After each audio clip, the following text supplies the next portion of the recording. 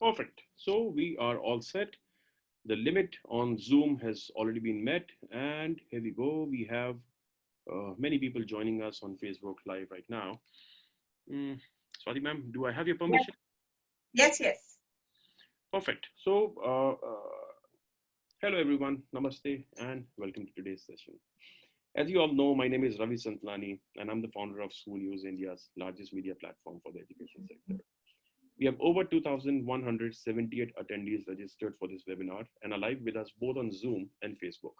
Thank you all for your interest.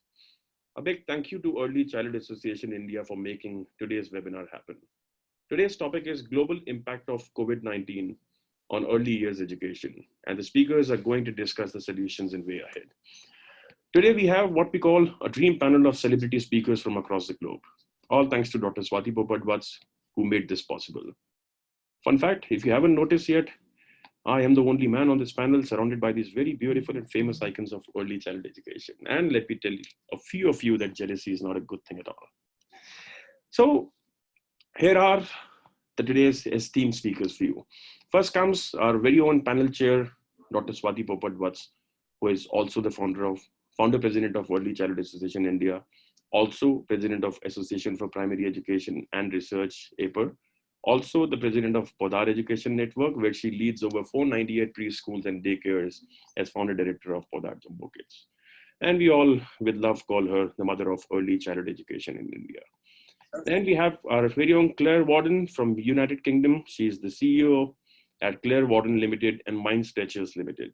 She is also the founder of the International Association of Nature Pedagogy and Living Classroom Associations. Professor Karen Graham from Wales, UK, who is Emeritus Professor, Childhood and Family Studies, Glyndwr University, Wales, UK. Laura Henry-Allain from United Kingdom is joining us today. She is an international speaker, writer. She's also the creator of JoJo and GranGran characters and consultant. She also serves as the Vice President of the British Association for Early Childhood Education and also serves as a consultant to BBC and Penguin Random House Global Publishers. Joining us from Australia is my mate, Sam Page, the CEO of Early Childhood Australia, and also serves on board of Perinatal Anxiety and Depression Australia, short form PANDA. We all love pandas, yeah. From the United States of America, the country of Trump, presenting Stephanie Olmore, who is the Senior Director of Global Engagement at National Association for the Education of Young Children, NAUYC. We all know NAUYC, and we were supposed to travel to US for NAUYC conference. Swati ma'am kind of convinced me, and I also allocated some budget for that, which we are using on pizzas and booze these days, by the way.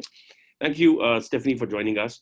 And welcome, ladies. Before I hand it all over to Dr. Swati, I'd like to share a few points with all our attendees, both on Zoom and Facebook Live.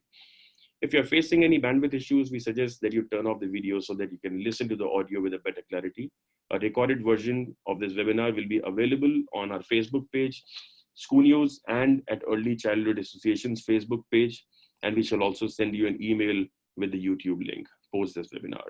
You can follow all the lovely ladies and of course me on our Facebook, Insta and Twitter accounts and interact with all of us there if you have any questions post this webinar.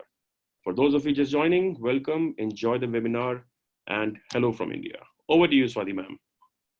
Thank you, Ravi. And Ravi has been a real committed educator, I would say, because he has done so many webinars on early childhood, because we didn't want early childhood to lose its focus in this entire lockdown period and with what every country is struggling with. We wanted to keep early childhood at the top of all the topics being discussed. Thank you, Ravi, for always supporting early childhood education. And I am on a phone, so I can't read that. So you'll have to help me. Oh, how sweet. I think this is how the youngsters do it. Am I doing it right? Yeah. So, Laura, thank you so much for joining us. You are fresh from the victory, or I would say the success of having your storybook converted into an entire series on BBC. And that's such a lovely achievement. I know you are feeling a little under the weather. So am I. So let's just keep our fingers crossed, and we need all your prayers and blessings.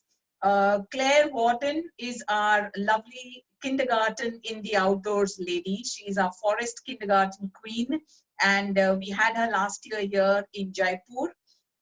Stephanie, also we had the honor of hosting her last year, and she met all of us at ECA. I went then to NAYC, and we were supposed to go again to NAYC this year, and I hope that happens. Sam, my Aussie friend, if you can see behind me, there's a kangaroo which I picked up from my Australia trip this time. And we were actually supposed to host her in February in Kerala. And I think, Ravi, we should congratulate ourselves because we were the first ones to cancel a conference because of Corona way back in February. Yes. And I think that was real quick thinking. And we must have saved hundreds and thousands of lives by canceling that conference at the time at which we did. A lot of people were disappointed. In fact, Ravi and I were going to announce the new date, and then we said, hold on, let this Corona thing die down before we give a date and again disappoint the participants. Well, let's try to next.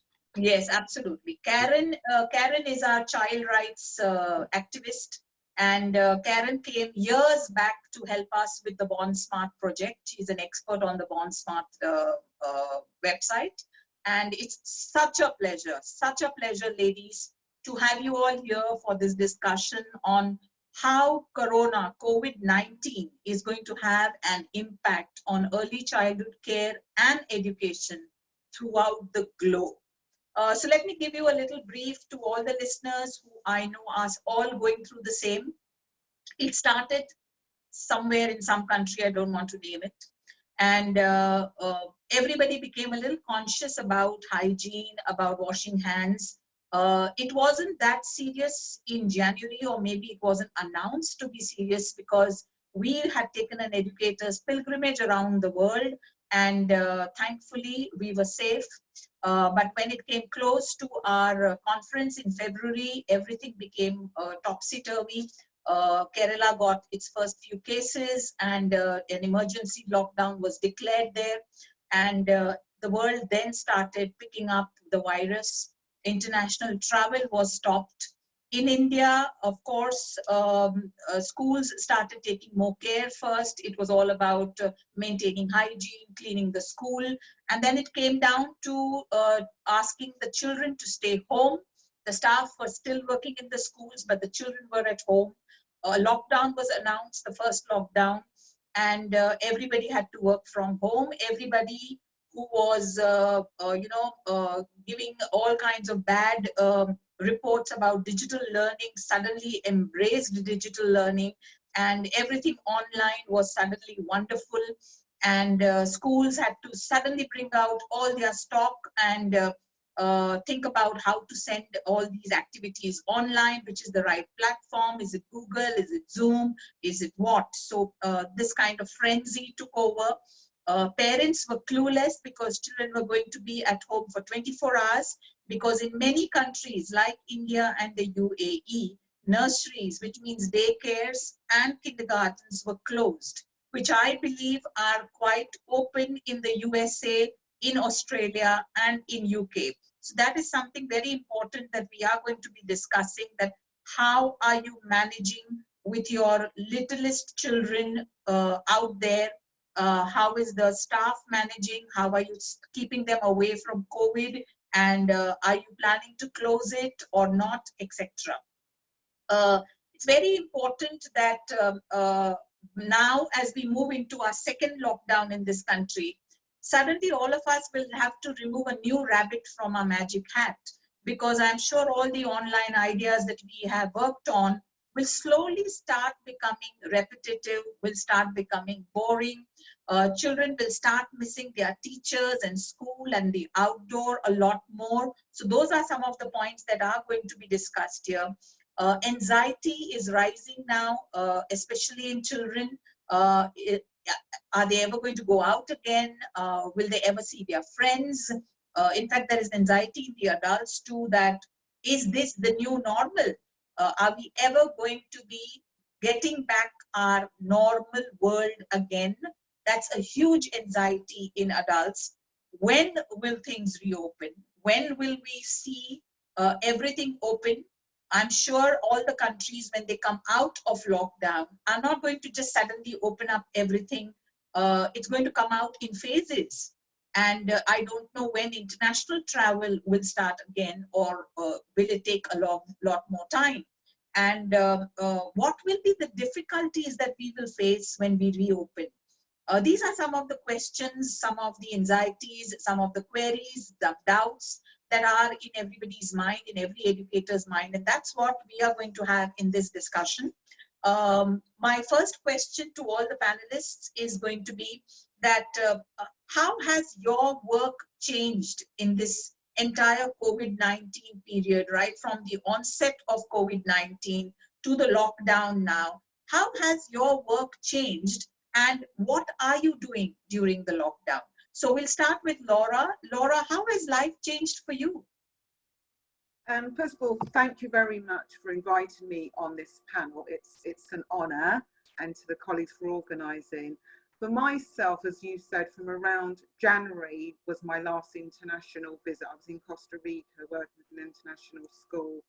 And then likewise with every other country, it was make sure you wash your hands, etc.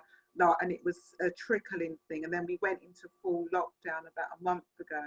So myself, whereas, you know, because I've been over to India, I've worked with you guys over there, is I've been very busy supporting head teachers, daycare owners on what are they currently doing. So just providing a listening ear, because all of my face-to-face work has stopped naturally. So I've been doing many online Zoom chats, telephone conversations in the UK. The government is churning out legislation day by day, what they're doing with their staff teams. A lot of nurseries and schools are doing online learning, but for me, that's not working. I'm not doing anything online because, as you so rightly said, there's a lot of anxiety. People are worried about themselves. People are worried about, somebody's just put a message there that they can't hear me. I'm not audible, but you can hear me, yes? Can you hear me? Can you hear me? Yeah, yes. maybe closer to your laptop. Okay, yeah. So I think with regards to that, for myself, and I've been writing blogs, I've been doing many international Zoom chats with colleagues in the States, in the UAE, also over in China. Every 2 weeks I'm hosting an evening Zoom chat called Snuggle In, when anybody can join in and there's no agenda. People are just talking about their feelings, offering support. I did another session with colleagues in Scotland where we talked about the kit bag approach, which is an approach we use where we talk about our feelings first, which I believe is very, very useful way to start our connections, because we can't physically, you know, be with our loved ones and with our colleagues, but we can start off our conversations as a simple thing. How are you feeling today? And myself, I'm actually in lockdown by myself, so there's challenges there. My oldest son's autistic, but he lives 10 minutes up the road, so that's a personal thing. My mum's elderly as well, so she can't have anybody in visiting her. So I'm just supporting daycare and school as much as possible. And in your opening speech, Swati, you mentioned in the UK, we still have some daycare, nursery, preschools, childminders and schools opened. And what the government has said is that they're only to be opened for key workers. So under that key workers bracket actually comes other teachers, hospital workers, and also for vulnerable children. So these are children who may be known to social services because they may be safeguarding or child protection issues. So for those particular nurseries and schools, it is quite challenging that they're opening up. But I know as the weeks have gone by, many of my clients, nurseries or schools, have contacted me and said that they've had to close because they only may have had one child. And some areas are developing a hub system where a group of daycare or schools come together and then they actually host those children. As you said, there's many online support where teachers are doing things, celebrities are doing things, dancing, maths, etc. that they're doing. I've been involved with doing some activities for my colleagues who are academics and head, and it's called EYFS at Home for children between 3 and 5, and I can pop that link into the chat for colleagues to see, and that's based on literacy. We're talking about families, etc. So I believe so there basically the schools and the daycares are open for the essential services staff, right? That's correct, yes. Yeah. Because in many countries like India and the UAE, we have closed down everything with where children are concerned. And I think we have joint families, so maybe the children of these essential services staff are taken care of at home. But I think there in your country, in Australia and in USA, this is something that is still kept active. So are you not facing any issues with that? Yeah, I think there's a lot of concern because obviously from the teachers and the educators' point of view, they're worried about their own health with regards to that. They're worried about going back home if they've got anybody who have a secondary illness, for instance, diabetes, a heart condition or cancer. And so there is a lot of chance. This is why one of my daycare providers who's got multi-sites decided to close down, because many of her staff had anxiety and she was dealing from it from, you know, a long distance, trying to support her head. So she decided to close down. But there are a number of nurseries that are still open that I'm still supporting with their staff, albeit they're not open to full capacity. So it's and it is very well needed because there are so many key workers out there in terms of people working in the fire service, ambulance, hospitals, train drivers, all of the government who has stated who are essential key workers. So it'd be interesting to hear in India, because I know I've spoken to some of my colleagues in the UAE, what are happening to those key workers' families where there's no daycare or there's no school. What are happening to their children when they have to go out and provide an essential service? So basically, as I said, in India, families, neighbors, friends are taking care of them. Some hospitals have even set up a daycare because many of these doctors are not able to go home at all. Some of these doctors have spouses which are not in the same field, and everybody's working from home. So it's the spouse that's taking care of the children. So I think that's how it has been worked out. Claire, coming to you, how has your work changed? Because you work with nature kindergartens. So has your work changed or is it still the same? No, I mean, it's definitely changed. I think most of my work, as you know, has been international. I think there are lots of different facets to my work, and about 10 years ago, my husband and I had set up a charity called Living Classrooms. And one of the things about Living Classrooms is that it uses the natural world as a place really to support emotional harmony, to work with marginalized groups. So when we realized that actually that this was going to hit, and you were hearing ripples of it all over the world, several things had to happen. One was that the Living Classrooms, not-for-profit, the KIC, if you like, the community company, then emerged out of the basis of Mindstretchers. That means that we had to start looking at how we could help people in our local community. So Olmore Nature Kindergarten is a hub that Laura was talking about earlier on.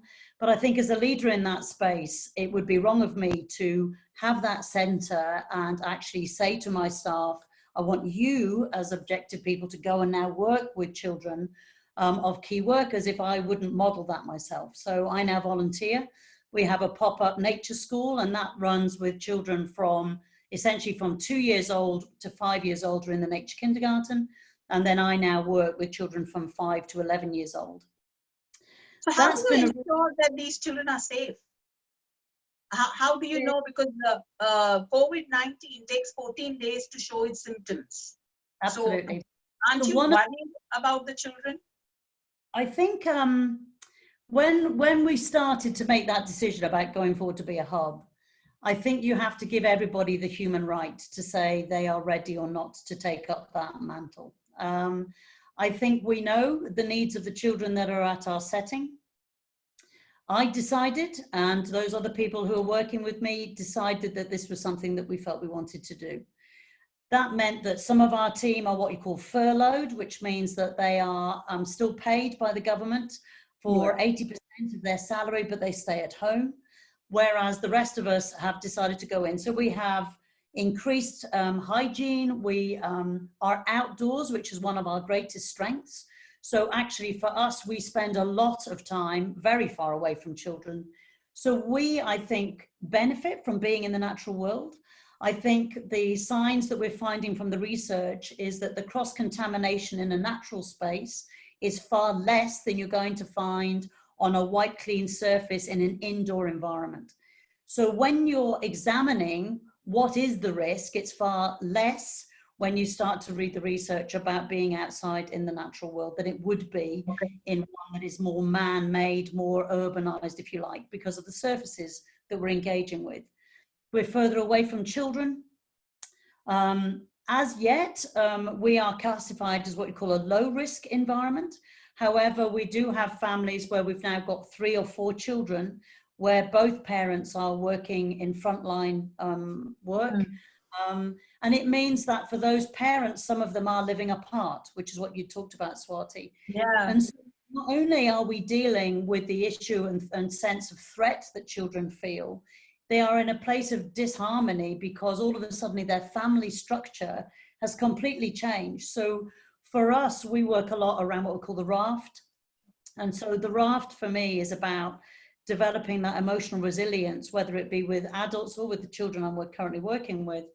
So we have the reconciliation that this will end, is the R. The A is the affirmation that for most of us going through this crisis, this pandemic, we are going to be okay. There's going to be an affirmation that people will love the child, that they will be cared for, because for some children, it becomes a place of real uncertainty. And the F stands for forward thinking. This will end and we will go back to something. It won't be the same. And in some cases, that's a good thing. But forward thinking means it will end. And T is together, that we are in this as a community, as a harmonious little group of people. And so for them, it is about them feeling joy, that they are sensing that. So what happened after we'd done the pop-up nature school, as we call it, we then were approached by people to do a virtual version of a nature school, which is actually really interesting for me because I spend most of my time saying, get off the screen and go outside. Yeah, I'm now exactly. Here's that tension for me as an academic, where I've been writing about nature, to examine, is there a relationship between the idea of putting the natural world through a screen, and is it even possible? Because what we're finding is that all of these bright ideas, Swati, they're reverting to a pedagogy, a way of working with children, which is didactic. So here is your idea, you do this idea, and that'll be great. And so those ideas are going to run out. So we then created this idea of an inquiry-based approach. That's what we're all about. It's very much, it runs for 5 days. It's not a bright idea. It's built around the natural world as an inquiry into shadows. And I've just come from doing a session on cubbies and settlement and community.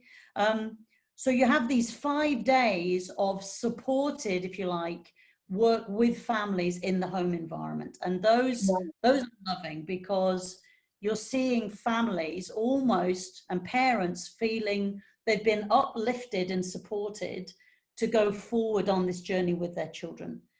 And I think you're right, Swati. I think sometimes there's this incredible tension for people that all of a sudden they've been put into a place where as a parent, you've got, and I'm with teenagers, all of a sudden I'm in close proximity with people who I don't normally see that much of. And so for all of us, we have to dig deep and go, okay, it's fine, that you leave that stuff over there. And so parents, I think, all over the world. So much of adjustment. Oh, so much. Stephanie, coming to Stephanie. Stephanie, USA is right now going through a very, very critical period. There have been so many cases, so many deaths. How is NAEYC supporting the early childhood community in the USA? And are childcare services still on there? Yeah, it's been a really difficult time in the U.S. and I think what it's really highlighted is the inadequacy that we have in our early learning system here in the United States, and that's difficult for everyone, but particularly for those who are most vulnerable in our population. And so it's been a very difficult time. Our role, so we've all gone online. I think, you know, the vehicle for our work has shifted, but our commitment to advocacy, and particularly around advocacy for early educators who are in classrooms or who are small programs running childcare centers, this is just been unbelievably difficult for them. So we have done a couple of things. I mean, one, you know, I will say there was confusion when they started closing schools. They closed our K-12 systems. And in many states, there was sort of this question, well, childcare will just keep running. And we came out very early on to say, look, you know, there's health reasons. This is, you know, the pandemic really is not it's not safe for us to be running childcare and have that open as is. We do recognize that there are essential workers, much like the others have mentioned, that do need support. And I do think because of the way our society is set up, it's much more difficult to rely on family or even neighbors to do that. So there are many programs, we call them programs, that are still open. You know, the Center for Disease Control has provided some very specific guidelines around how they should be interacting. We would say again that there are, you know, only if you're serving essential workers. I do think here in this country, what's interesting too is that we still can go to a grocery store, right? So we're looking at grocery store workers are also essential workers in this. And these are people who are, you know, generally fairly vulnerable because they're not making a lot of money. And so that's really important that they have that flexibility. So what we've said is there's a couple of things. One, do not change licensing rules that already exist, and don't just come up with new programs. That we have skilled childcare workers who understand how to run childcare programs, and we should be figuring out how to use those to maximize for essential workers, so that we're not just creating something and nobody, you know, it's brand new and there's no monitoring or history of understanding early learning. So that's one thing. I think the other thing that's been really critical with our work is advocating for the educator, because in this country, many childcare workers don't have health insurance. They don't get good sick time. So those are absolutely critical things, particularly if you're serving essential workers. You have to be able to say, I'm sick and I'm not coming in. So there's a number of policy supports that we have pushed for that include everything from this childcare program who had to close because in fact it wasn't healthy and they're not serving essential workers. How will they come back? Right? That this is really difficult, that we don't have, they've had to furlough staff, they don't get their salary. So are there ways that loans can support, can we get them to be able to pay for childcare, their childcare staff for a couple of months? Again, healthcare is a huge issue. So making sure that they have access to the healthcare they need. And I think we're navigating what this will look like when we come out of it, right? That we're still sort of in this crisis area. It has brought to light the importance of childcare as you know, childcare workers as essential, that in fact they are.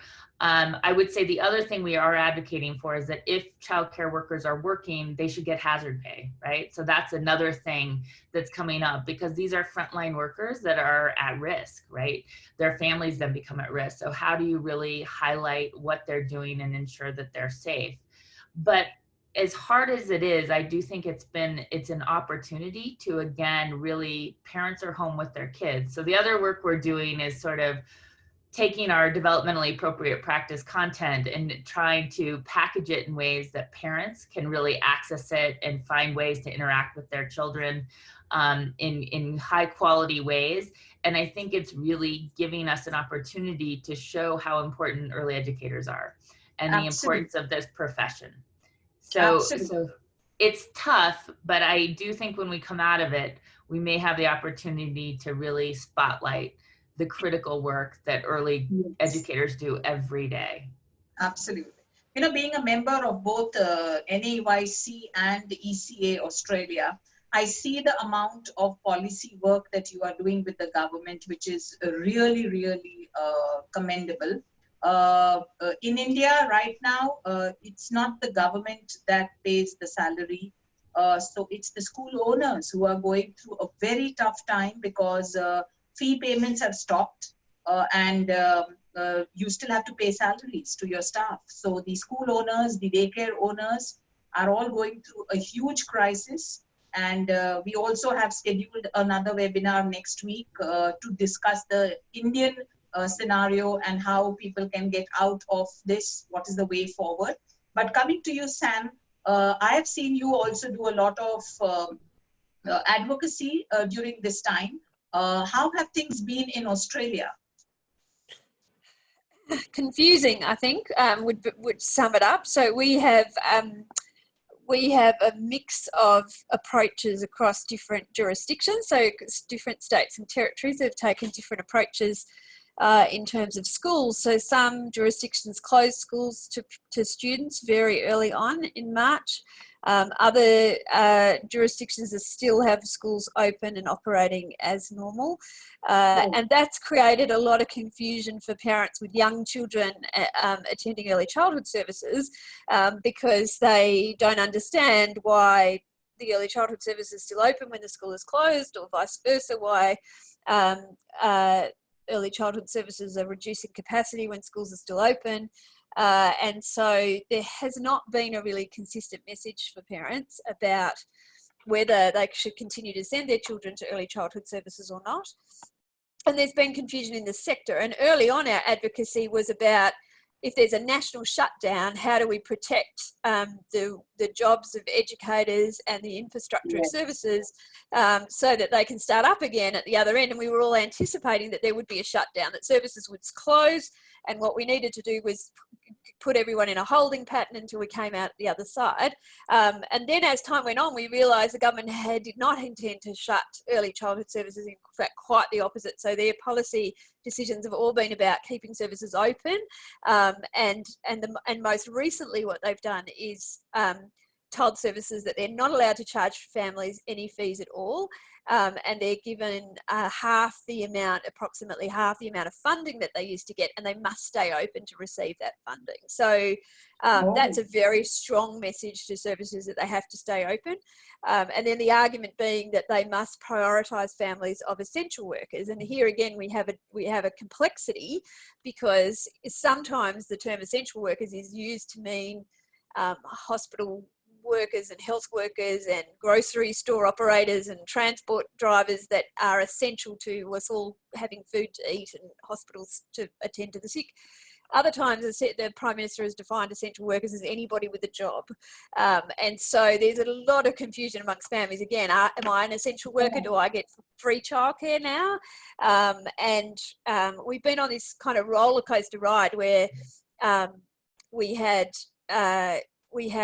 families with keeping children at home, but still being charged fees for the service that they're not attending. Then they got cross about that. In fact, they were very angry at the operators, a lot of families saying, you should be closed, you shouldn't still be open, and you shouldn't be charging me fees, and I'm not attending. So then they started unenrolling their children. And so then centres started to crash because they were losing the families and losing the capacity to charge the subsidy. Complicated system here in Australia. You can't charge the subsidy if you can't charge a fee. So they were losing all their income. And for outside school hours services in jurisdictions where the schools were closed, they lost 90%, like in a matter of 1 week. They went from 120 children to 10.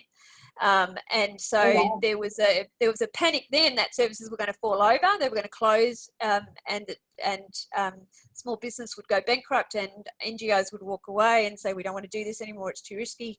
And so the government came in with a relief package, which was this funding arrangement where you get half of what you used to get for subsidy, and some wage subsidy funding as well, as long as you stay open and prioritise essential workers. So that's kind of where we're at the moment. And we still have a lot of families keeping children at home and saying, no, they're not going to send children. And we do have those anxieties. A lot of educators feel very vulnerable that they're being asked to continue working and putting their health and the health of their families at risk. And there's a lot of discussion about the ethics of that in Australia at the moment, in terms of, I mean, certainly it's very clear anyone who has is vulnerable themselves, has an underlying health condition, or is in a higher risk group, or has someone in their household who's in a higher risk group, should not be at work. But for the broader population, it's less clear. The government keeps reassuring us that the health authorities are saying that early childhood services are not high risk places to be, and in fact that it's safe for children and educators to be there, but that's not consistent with the public health message that is saying don't send your children to school and don't go to the playground and you don't leave the house. And interestingly, you're reflecting on some of Claire's comments. I think it's been a pity to see services feel like, on the one hand, they're operating with a smaller number of children and they're spending more time outdoors and they're trying to create distance between the children and educators. But on the other hand, they've got this real mixed message about you're not allowed to have any non-essential travel. So you can't go to the natural environment that you might have been going to on a regular basis. You can't walk across the road and go to the nature reserve that in the past has been, a big part of the program. So there's some really mixed messages and confusing stuff going on here. I think one of the advantages for Australia is we do tend to have big outdoor learning environments, so we can spend time still outdoors, even if it is still on the premises of the Early Childhood Centre. Oh wow, this is really, I mean it's such diverse ways of handling all the countries are presently having. So this is so diametrically opposite to what countries like India and UAE are doing. Where childcare services were the first to be shut because they felt children are at the most risk, and essential workers were basically supported by their families and friends. So this is something, takes a lot of time for everybody to understand how each country is handling the early childhood sector. Like for you all, UK, USA and Australia, you're funded by the government. India and the UAE are not funded by the government. So it means it's the person who owns the childcare center who is now bearing the burden of salaries, of rent, of electricity, etc. So it is such a so different scenario in which all of us are right now struggling and surviving. Karen, when we talk about you, I always think about child rights. And how do you think the affluent children or the children who are able to afford are able to go online, do activities? What about the refugee children? What about children who are not having those kind of facilities? From the child rights perspective, where do you think COVID-19 situation is right now? Well, I think it's terribly difficult because although Wales has a devolved government in the UK, so the decisions made by Welsh government are not necessarily the same as those at Westminster, or indeed result in the same practices in Scotland. And I think it's probably important we understand that. So in Wales, for example, for education purposes, the minister has ensured that there is online support available to every child and every family. And in relation to that, of course, you're still going to get the diversity that happens because some families are bound to have more access or greater access to IT than others. It doesn't help, of course, that in Wales we have a very inconsistent access to the web anyway, because it's rural and probably shares that with Scotland. So we have availability should people be able to access appropriate resources. But of course, when we're talking about early years and childcare, it's something quite different, because our childcare organisations have been asked to close locally, for example, and there is just one locally open as a hub. And while that's great in some respects, it does mean that some children, if they have to use it because they're being asked to use it only if it's absolutely necessary, then what it means for those children is they're going to be looked after by carers that they don't know. So they're going to have this enormous change of being asked to stay inside. The family has to isolate with the household. It's not, as in some countries, a bubble impact where you can have extended people there. It's just the people that you live with. And those children are going to be staying inside with just those people. If they're having to access daycare, it means both parents are, or what if it's a single parent household, one parent is likely to be working and under great stress. And that's what worries me from an on the ground point of view, in addition to the fact that I don't think it's going to be very healthy that despite the fact that government are paying for furloughed staff and some other access for support, there's going to be an awful lot of childcare providers out there incredibly stressed. I know they are, in fact. I've been talking to a number of them and supporting them, who wonder whether they're going to be able to reopen. So it's not just about now, it's about the future.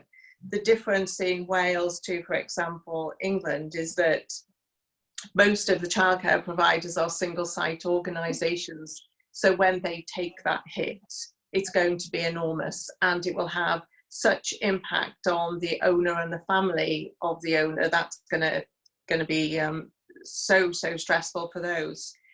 But in terms of policy work, what's it done? It's actually interrupted what's a very exciting time in Wales. We're just about to start work on a revisioned early education and childcare rollout of something very different, and that's sad because that's so related to child rights and a child first premise that it's going to be built on. So that's had to be stalled, and I'll be chairing that, but it'll be a little way into the future. And also it stalled the work of a revisit of a Welsh Government parent expert advisory group that I also chair. And that work, while it's going to be so needed now for the sake of children, is going to be stalled because people just can't continue the level of work we were doing online. We really need to be able to get together, and we need people to be in place at work, and they're not now. So that's going to impact on children.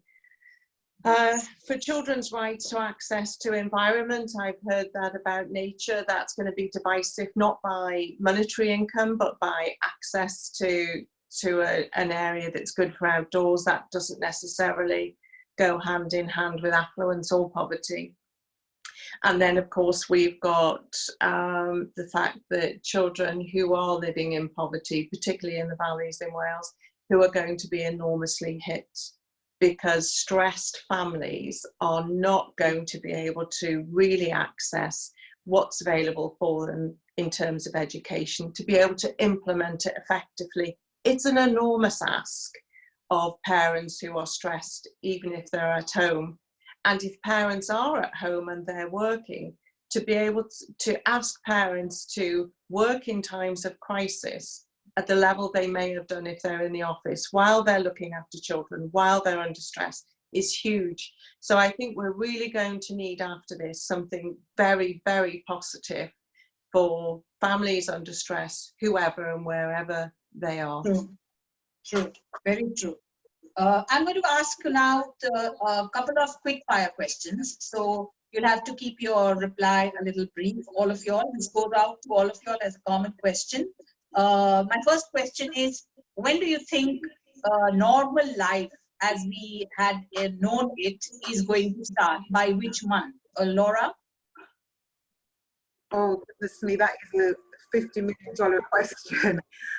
I seriously don't know the answer, because yesterday the government made an announcement we have another 3 weeks of lockdown. And in my head, where I'm looking at, I am actually thinking autumn, because there's so much, I think, as my colleagues have, I think Karen alluded some really good points there, Karen, about the anxiety and the stress and the... By when do you think, which month? Do you think this year or next year? By when do you think it will get normal? Late autumn, early 2021. Okay, Claire? Claire is there with us? Okay, I'll go to Stephanie. Here you are. Right. So I would say, if the question is when will it end, I would say September, into the autumn here in the UK, and I wouldn't say that many people would be really through the trauma of this for years, but I would say things may happen, as Laura's just said, in another year's time, 2021. Wow. Stephanie? Yeah, I mean, I think that what's normal going to be, we've been told, and I think it's likely that it's not going to be turning on the light switch, right? It's like more of a dimmer. So it's going to vary. It's probably going to vary by state. I think that hopefully by the fall, there will be some semblance, but I do know that some colleges and universities are already planning to do online in the fall. I think for me, getting back to my normal would be international travel, which I generally am on a plane at least every 4 to 5 weeks. And I don't think that's going to happen again until probably next March or April, to be honest.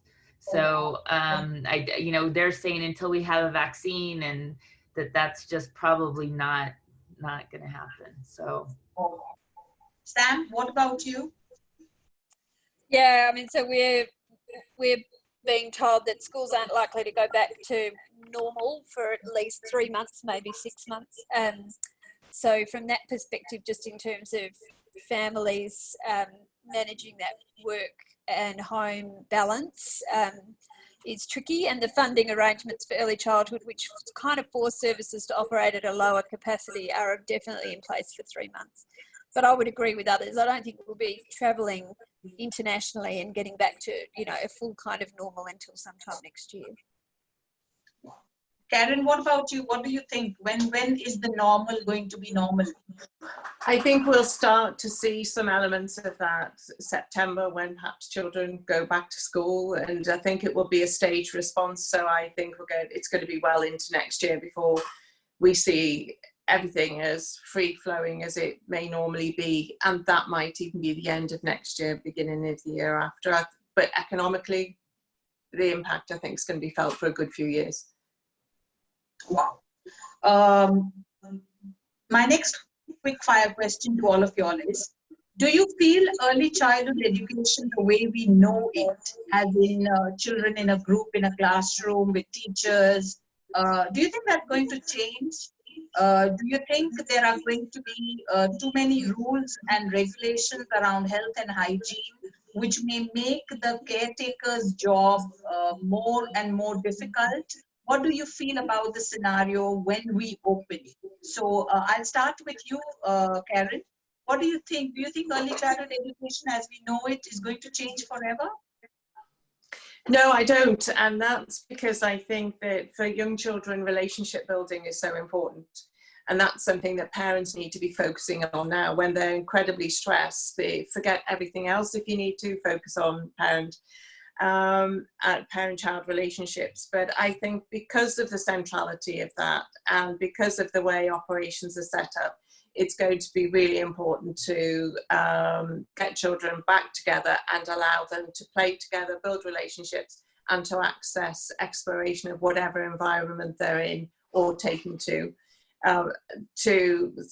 consider that children may spend too much time in the future at home and online is just too difficult to get my head around. But I also think that we will all have a huge responsibility afterwards to help parents bring that balance back, because I think it is a balance, and I think it's our job to help them do it. Stephanie, what about you? Do you think there will be massive changes, bigger changes that we will all have to work around? I don't. I think that the core of early learning is still, the science and development tell us that it's so important that children have the opportunity to socialize and do exploratory work together, and that requires that they be in groups. That said, I do think that it will change policies around our educators and making sure that they are not feeling pressure to work when they're not feeling well, and that we better support them, and that this is doable. We just need to be more vigilant about ensuring the health and welfare of educators. Oh, wow. Sam, what about you? Yeah, look, I think there's a couple of ways. I mean, I do think we'll get back to a normal in terms of children attending services, but I do think that this is an opportunity to reframe the relationship between educators and parents and the flow of learning between the home learning environment and services and centres. And I think we really need to embrace that opportunity to have that conversation. I think parents have a new respect for the work that educators do, not just early educators, but educators and teachers. And I think educators and teachers are realising too, goodness, we need to find different ways to support quality learning in home environments and to help children connect in other ways when they can't be together in groups. I think it's also transformed the world of digital learning and being online, and there's quite a positive about that. It's not just screen time. Nobody is suggesting that children are just left with a screen at home and that's quality early learning. And I mean, that's a good improvement in some ways. Nor are people saying there's no role for digital technology in young children's lives anymore. We're not hearing that anymore. I think we're hearing now we have to use technology properly. We need to use it well. We need to know how to support good learning that happens off the screen, but via the interaction that an educator might have with the child and their parents through the technology. And so I think there's a great opportunity to talk about that and what it means for educators and service managers to be connected online, to do professional learning online, coaching and mentoring and other things, which for us in Australia, there's been a real resistance to that in the past, but I think people are now realising that it has a place and that there is a value to that, and that you can still be connected to your peers and your colleagues, and you can get Claire, what about you? Claire, do you think things are going to change? I think for me, all the stuff we've already talked about in terms of relationships, but with the nature-based head-on, I think human beings have realised they don't control the world. I think a microbe does, a virus does. And so actually, I'm seeing more humility around people realizing that they can't keep on destroying the planet. So in terms of my lens, in terms of sustainability, in terms of our engagement with the natural world, it's been a hard lesson for many people to realize that there are parameters for our behaviors. And so actually, I've had more people contact me about embracing sustainable education, not education for sustainability, a different framing of that, which says, how do we make an educational paradigm that is sustainable, that supports children and the planet to flourish? And so that makes me feel very positive about us moving forward. Absolutely. That's a fantastic point you made, Claire. Very, very valid. Laura, what do you think? Do you think early childhood education will change in the future after COVID, post-COVID?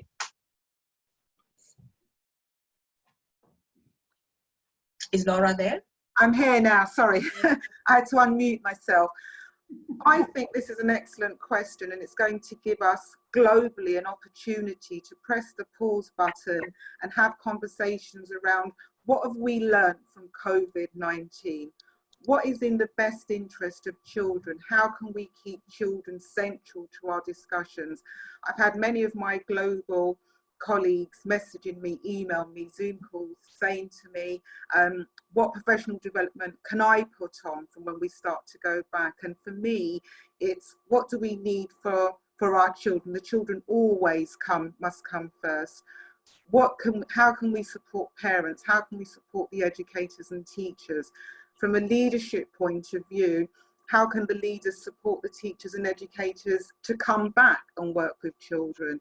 And so the main focus for me is, I think we need to strengthen some of the good work that we've already done within early childhood, and then look to the future, how we can make it even better with research, with evidence. And some of my panel members I know have done some fantastic work in their own field, and keep on having these conversations. And maybe we can come back every month and have conversations like this and bring on other people as panels to think, how can we make it even better for the little people of the world? That's a wonderful point, Laura. My last quick fire question is a little like a googly, because and I think except Stephanie, everybody comes from a cricket nation. So for Stephanie to understand a googly, I hope baseball also has a googly. But my question is, from now till September, because we are all saying schools may not open till September. From now till September, we are going to be teaching two things to these little children. One, social distancing, which means stay away from others, which is so contrary to their social emotional development right now. And number two, we are telling them school and learning are digital, online. So even though everything is not online, but naturally right now, most of them are seeing their teachers or the work, etc. online. So these are the two things that are shaping their world right now and will shape their world till September. When we reopen in September, how will we take them out of social distancing and being addicted to online learning? So Laura, let's start with you. That's another excellent question, and I think it leads on from our previous point. I think for those first few weeks, whenever we go back in our respective countries, either to schools or daycare settings, those first few weeks have to focus on children's personal, social, and emotional development, not on actual attainment. And the wonderful work that my colleagues do, especially Claire, outdoor learning, having conversations with children about what's actually happened. We know from what history tells us what's happened in the Second World War with children in the UK and other countries who were evacuated, the impact that that had on them in terms of adverse childhood experiences. We now are very fortunate. We have research that tells us the damage that previous pandemics, wars have done to children. So let's use this research to, I think, press the pause button, not be rushing back, take a nice slow pace, going with the rhythm and the flow of children. So yes, we know there's going to be children who will be damaged. We know already, probably in other countries, there's a huge outset that's happened with regards to domestic violence, children who are being abused at home within lockdown. So let's support children. I always come from, what is it like for a child?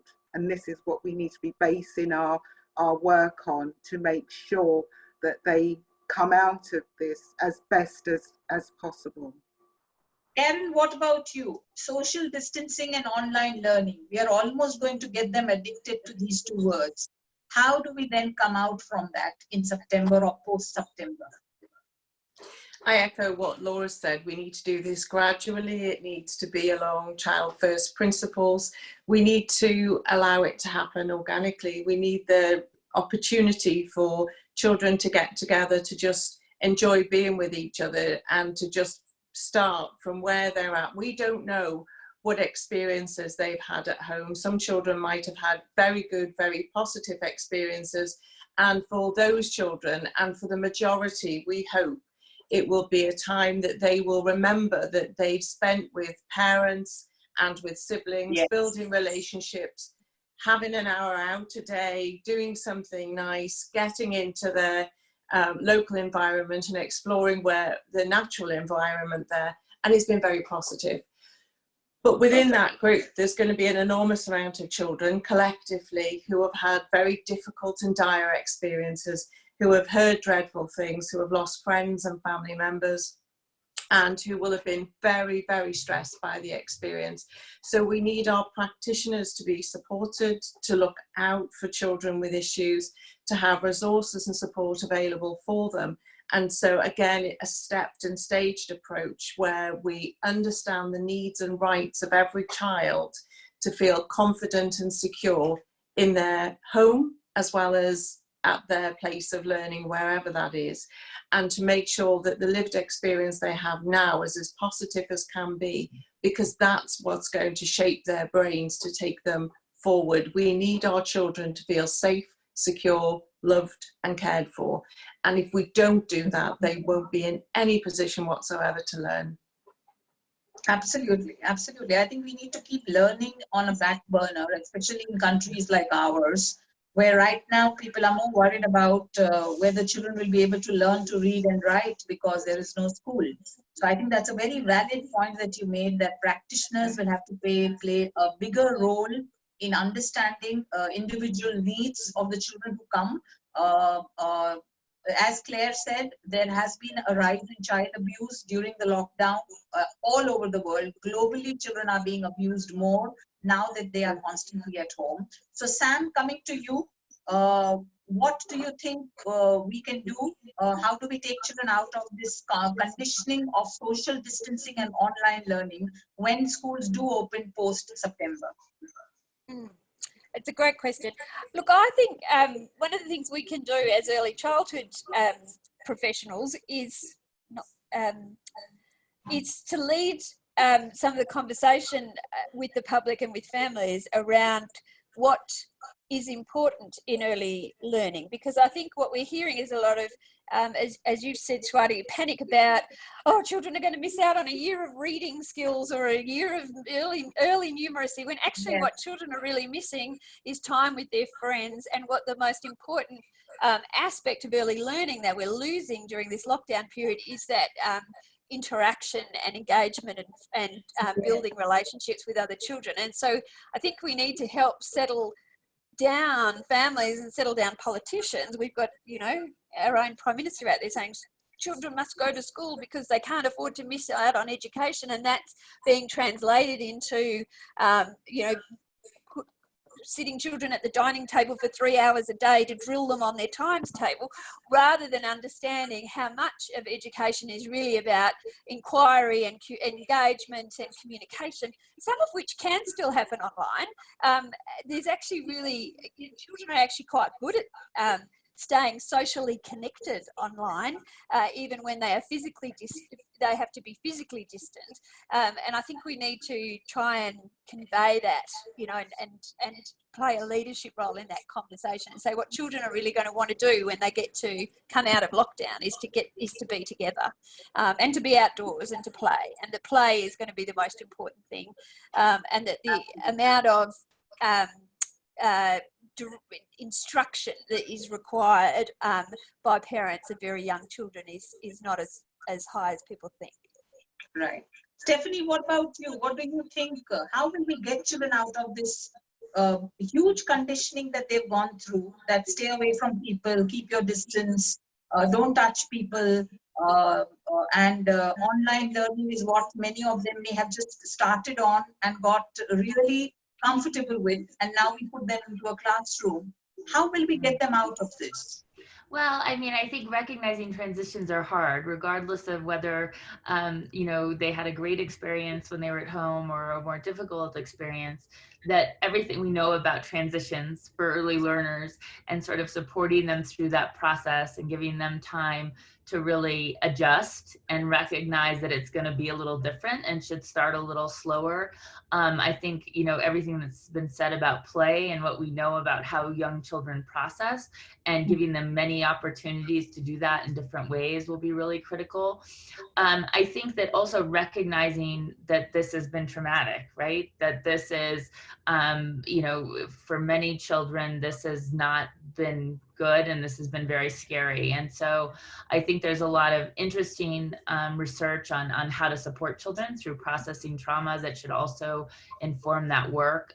We're actually, our young children journal this summer is going to be on trauma. And I think there will be some interesting tips there, but just recognizing this is going to be a transition and sort of supporting educators and children and families back through this, because it's going to be a transition for everyone.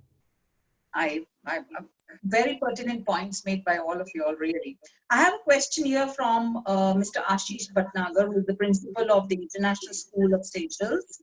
And his question is very valid and pertinent to all of us right now, that many schools have gone online. Many kindergartens are also giving children stuff to do at home so that parents know what to do with their children, because many parents are clueless what to do with their children for 24 hours. So a lot of kindergartens globally are giving them work online, engaging with them online. It may not necessarily be the reading, writing activities, but they are activities of games and play.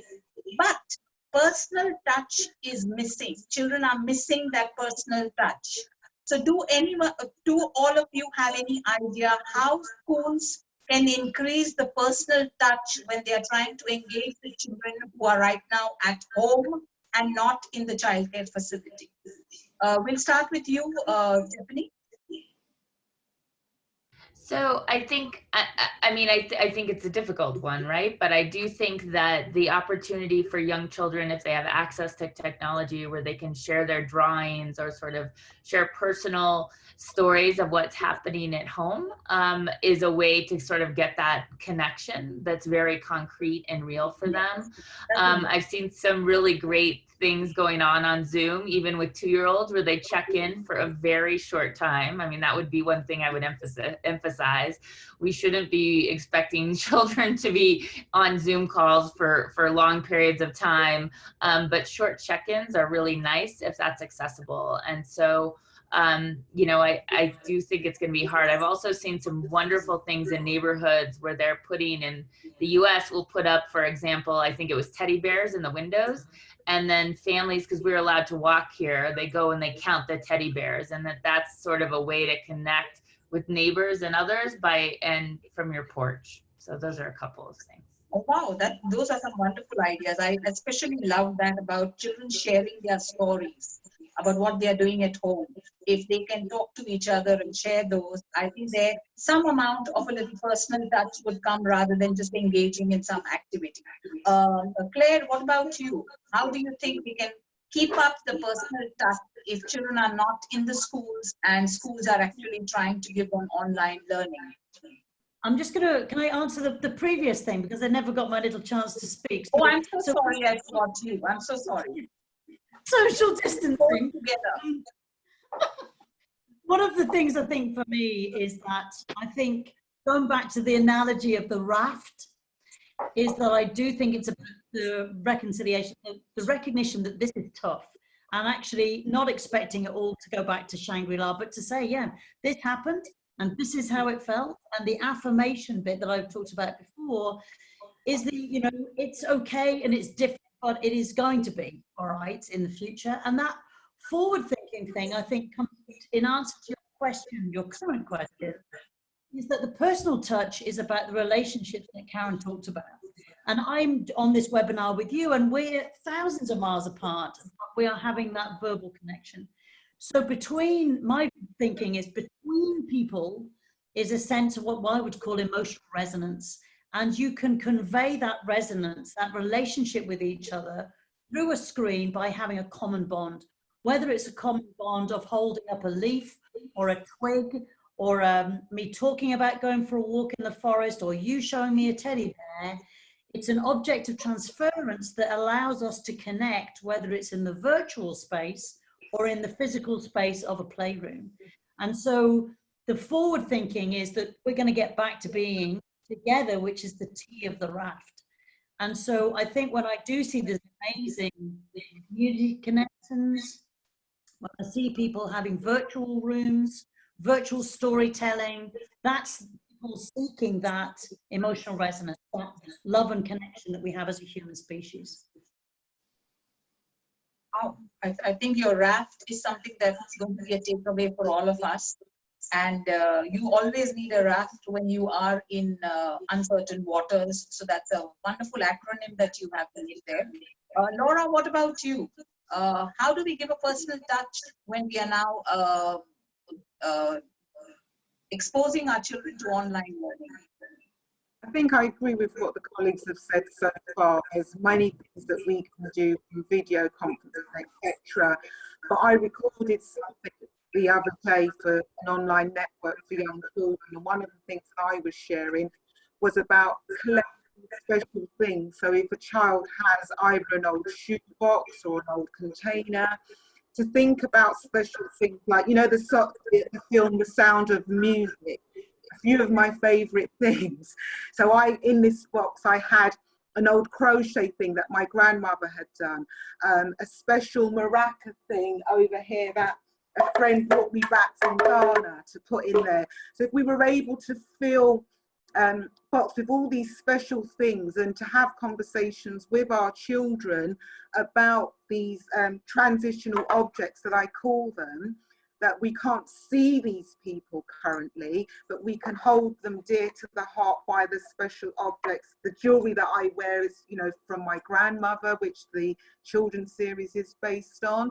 And I think it's, for me, is we get bombarded by all the negative information, how many people have died, and children are picking this up. I think we need to, as much as possible, to park that and say, yeah, this is happening, but let's think of all the lovely positive things that we have that we can hold in our memory. So when the children do go back, the educators and teachers can say, well, talk to me about all the special things you did when you was at home regarding the connections. Wow, that's wonderful, absolutely. In fact, there's one thing that we are doing is when we are holding Zoom sessions, or we are doing rhyme sessions with the children, we ask the children to get a musical instrument or anything that they have in the home that can make a sound, and join in the session, so that everybody, all the children can see each one holding a different object, and it becomes more personal, and that's how we take everyday activities to mean something for the children. Karen, what about you? How do we bring that personal touch in the online learning space? I think the online learning space brings fantastic opportunities to connect the teacher or early years practitioner and children. And early years practitioners, teachers, there are two things that they have to their huge advantage. One is typically a great individual knowledge of that child and family that they can use to their advantage. And two is a really good understanding of communication, that's verbal and non-verbal communication. So if they can find just short periods of time where they can talk to an individual child and recognize what's happening with that individual child, give that child a voice. Remember to call the child by their name, so they're not just addressing a group. This is about just a few seconds, perhaps, of individual time and recognition that that child matters. That's going to go a long way. And it's actually going to help build a rapport and a relationship that will see them through, hopefully, until they return to the classroom or the early years setting. And it's equally important to try to take advantage of that time to build relationships with families. So if parents are about, or siblings, they could even bring those into the conversation. And so the child doesn't lose the connection with the school, but the school uses that as a really good opportunity to build better relationships with families and give that child just a few more seconds of individual sense of, you really, really do matter to me. And typically that's what early years providers do very, very well. So build it, use it, utilize it. Yes. Like, you know, in our UAE schools, they have the circle time song, which says, we have Karen with us, let's all clap for Karen. We have Laura with us, let's all snap our fingers for Laura. So I think when, even in the rhyme sessions, if you take each child's name like that, it does give them a personal touch that, wow, my teacher knows my name, or she's referring to me by the name. This is so necessary. I think Sam hasn't got a chance to answer this question. Sam? Unmute. Yeah, look, I think all of those suggestions are fantastic. I've been writing a lot of them down. Some of the fun, playful sort of stuff we've seen in Australia is educators making TikTok videos and playing those on social media and naming the children or talking and things that are unique to their centre, you know, doing a dance or a song or a story time where the children can see they're a familiar educator in a familiar setting. They feel connected to that. They're very short. You know, they usually run them on social media platforms so parents can grab onto them. The other thing I would say is I've got teenage children. I've had higher quality conversations with their teachers during the lockdown period than ever before in the high school years, because the teachers have the time to call and to say, look, you know, I've got this assignment, but I'm not quite sure how that's going. And I think we could do the same in early years. If we have teachers who are working but have more time available to pick up the phone and have that conversation with parents, and also to help parents navigate. I know at ECCE we started early on saying, oh, we'll gather all the virtual links that parents might use while they're supporting home learning environments. Then we realised that is hundreds of thousands of sites and you know, museums and zoos and other things, and it's just ridiculous in terms of volume. But what educators can do very well is know that that child has an interest in pandas, and this zoo has live pandas every day at 10, and so let's connect this child with their interests from what's available on the web. And I think that's incredibly powerful in terms of building relationships between families and early childhood educators. And we'll build the respect of families for early childhood educators as well. Absolutely.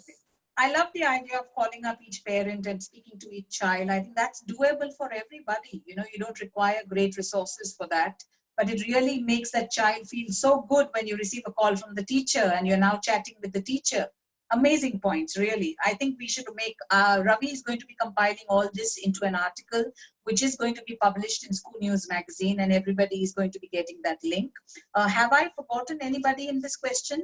Because I get so engrossed in all your answers that I may miss out somebody or the other. Have all of you answered this question? Yeah, I take that as a yes.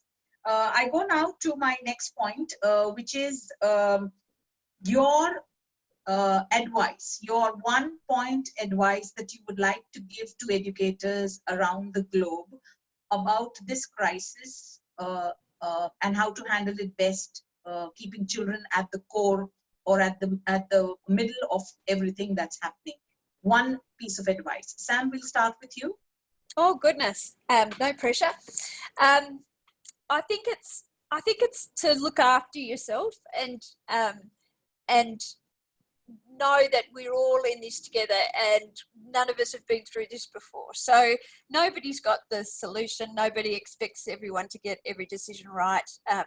Give yourself a break and take care of yourself. But at the same time, I think if you stay true, as somebody else said, stay true to that core purpose. It's all about the children. What can we do to look after the children we're responsible for? Then we can't go too far wrong. Absolutely, absolutely. Karen, what about you? What's your one piece of advice to early childhood educators around the globe? Karen? Yeah, sorry. Maintain that balance. We have to keep children's rights at the forefront of everything we do, but at the same time, remember that you are not just working from home, you're working from home at times of crisis and stress. So look after yourself, look after your family, and if you do that, then you're going to have the opportunity to have the resource to share and to give to others. So do everything you can to maintain that balance, and don't expect you to be even more superhuman than you already are. Yeah, I think that's the mistake many of the educators are doing right now. They're trying to do everything and trying to be the best at everything, and they are getting exhausted. So that's a wonderful piece of advice. Stephanie, what about you? What's your one piece of advice going out to all early childhood educators? I would say just to recognize the importance of their work. That during this time, it's really put, again, the spotlight on how early educators are working just as hard and have the same stresses as educators of older children, who often get more recognition and better pay, and that this is a time to really recognize how critical the work you do is, and that to advocate for yourself, that when we come out of this, we can come out stronger.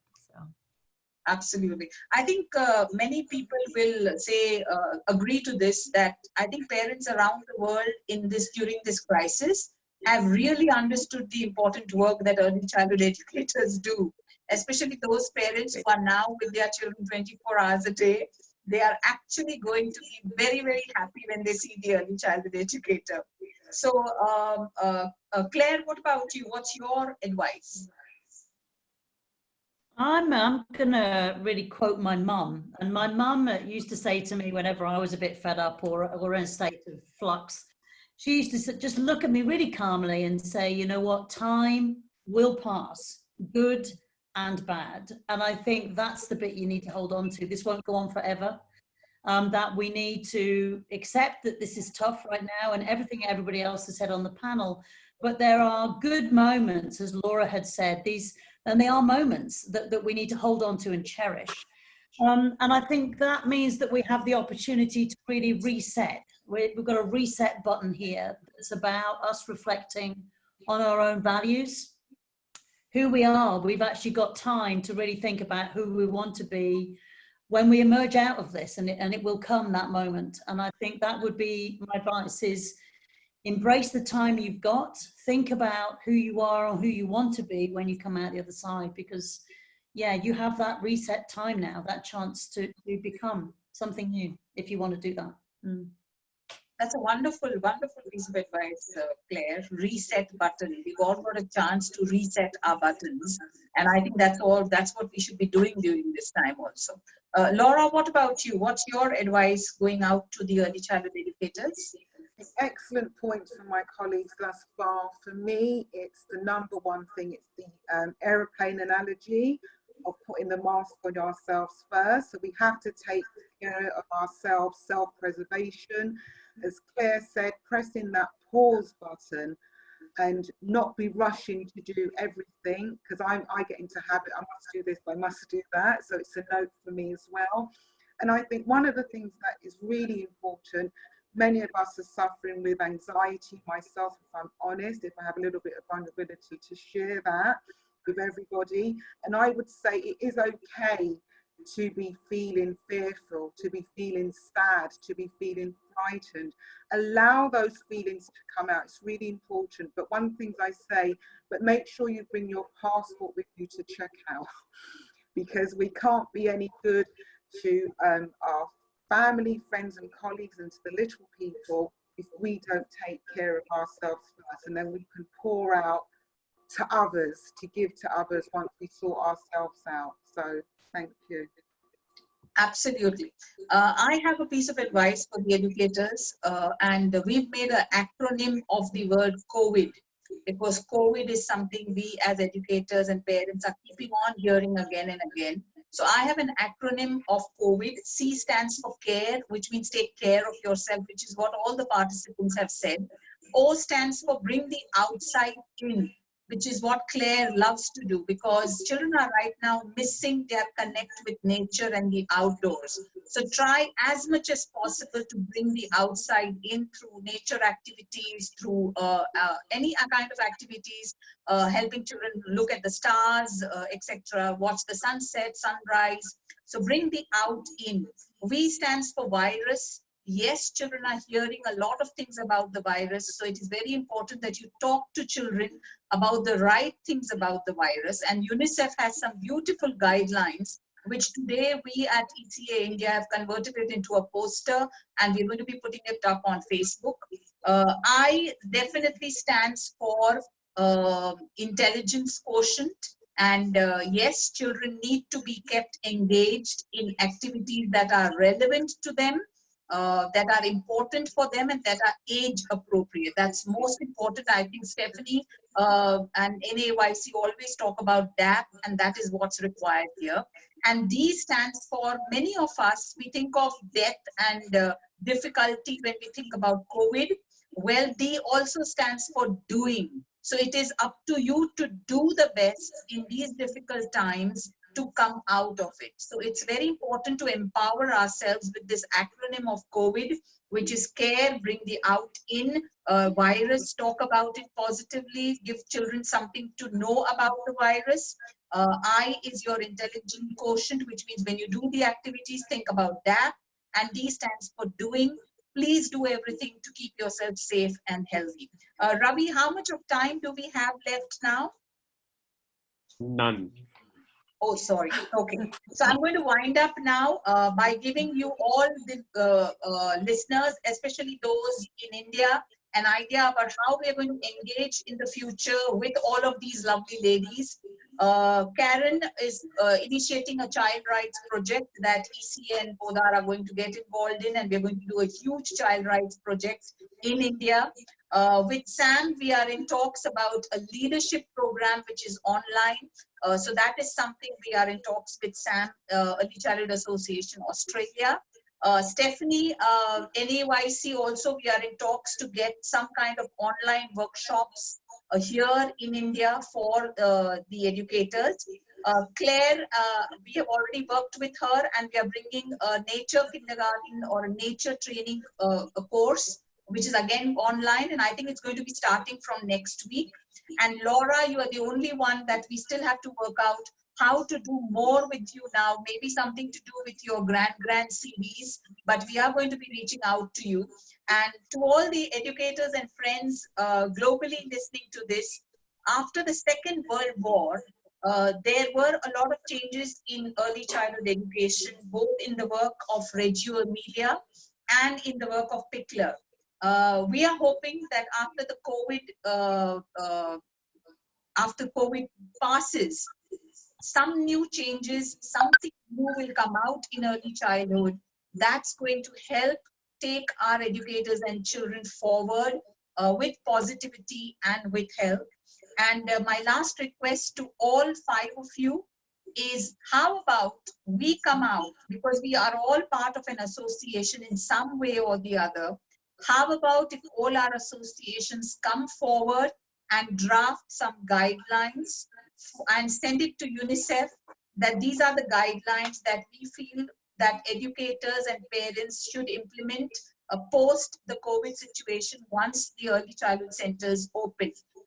This is an initiative that we can all take in one voice, so that children wherever in the world would gain by these pointers that will be drafted.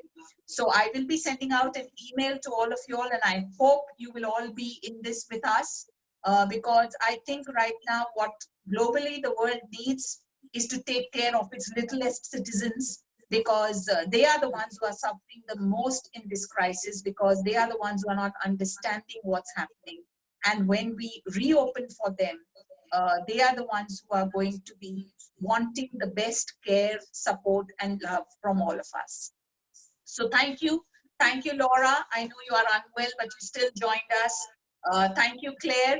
I would love to come and visit your forest kindergarten very soon. Stephanie, looking forward to starting the online course. Sam, Thank you. We missed you in February, but we are looking forward to starting the leadership program with you. And Karen, child rights is what is uppermost in our minds right now, and should be uppermost in the minds of all educators when they are taking decisions of online learning or what to do for children or policy making, etc.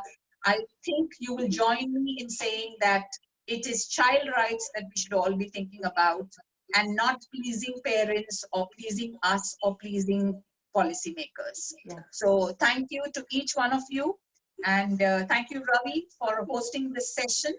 And over to you, Ravi. Thank you very much, lovely ladies. I just did a poll where 96% of our attendees says that they approve of the content and the selection of speakers. They say it's brilliant. 4% of they say could have done better, because I didn't shave, so I think that's towards me. And none of them said nay. So I think with that we should also talk about the assessment, which is out there and open. So we did a great job. Thank you, Professor Karen Graham, for joining us. Thank you, Sam. Thank you, Stephanie. Thank you, Laura. Thank you, Claire. Thank you, Vinay, for all the help that you provided towards this webinar. And Mother of Early Childhood Education India, Swati, thank you very much. So let's all keep safe. Let's stay indoors, and let's look forward to going back to school again. I think that phrase is pretty much trending all over the internet. We want to go back to school. A lot of teachers are doing that. And do follow ScooNews and Early Childhood Association Facebook page, because all the recordings and the story that Swati mentioned that we are going to publish by tomorrow will be available over there. And in case if you are looking at any consultation or any email IDs of any of these amazing celebrities from various parts of the world, please do reach out to us at info@scoonews.com, and we'll be happy to share their email IDs with their permission. And I think it's evening here in India, and a lot of people are chatting in the chatting screen that, it's midnight in some country, it's 6 in the morning somewhere. And all thanks to you beautiful people who actually put that on your alarm and kind of, wake up that early, or, when you're waking up that late. So thank you to all you amazing people, and goodbye. Yeah. Thank you for everything. Bye. Bye. Bye, thank you. Cheerio. Bye, thank you. Thank you. Bye-bye.